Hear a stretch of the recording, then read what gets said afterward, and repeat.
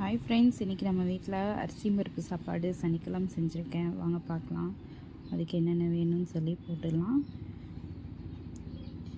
எண்ணெய், கடுகு, பட்டை, சோம்பு, சின்ன வெங்காயம் கொஞ்சம் அரிஞ்சு வச்சுருந்தேன், பூண்டு தட்டி வச்சுருக்கேன், அதையும் போட்டுட்டேன். வெங்காயம், வரமிளகா, கருவேப்பிலை எல்லாம் போட்டு நல்லா வணக்கி விட்டுக்கிறேன்.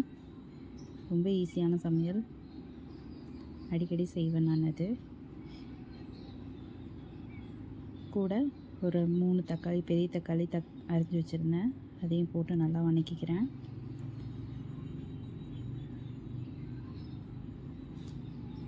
கல்லுப்பு போட்டுக்கிட்டேன் தேவையான அளவுக்கு.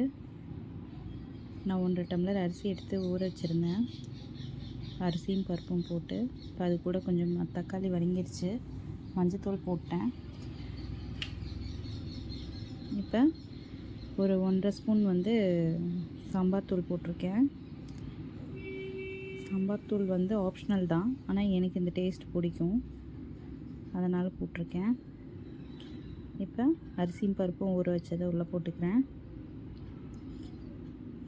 நல்லா சூடு வர கலரி விட்டுக்கலாம் வெங்காய தக்காளியோட.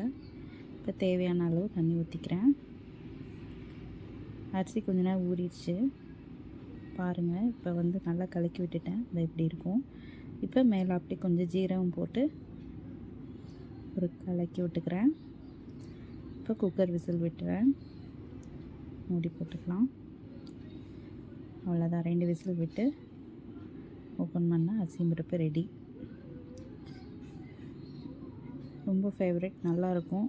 சூடாக சாப்பிட அவ்வளோ டேஸ்ட்டாக இருக்கும். செஞ்சு பாருங்கள், டேஸ்ட் நல்லாயிருக்கும். இப்படி தான் வந்திருக்கு. இந்த வீடியோ பிடிச்சிருந்துச்சுன்னா லைக் பண்ணுங்கள், ஷேர் பண்ணுங்கள், கமெண்ட் பண்ணுங்கள், சப்ஸ்கிரைப் பண்ணுங்கள். தேங்க்யூ.